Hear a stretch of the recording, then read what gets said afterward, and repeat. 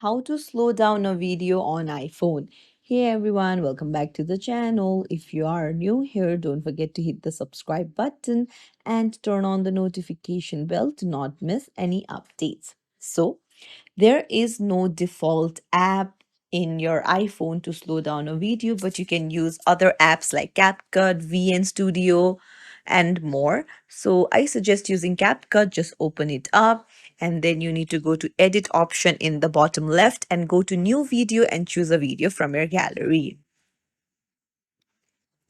Once you have chosen the video, just tap on the video timeline at the bottom, and then you'll be able to see speed option once you swipe the icons to the left.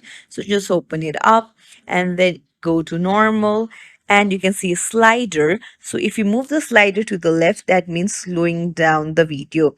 You can see 0.8, 0.7, 0.6. As you move further to the left, that means the video will slow down more and more. So this is how you slow down a video on iPhone. After you're done, you can just tap on export in the top right. So if you found this tutorial helpful, don't forget to like the video and subscribe to our channel. Thank you for watching.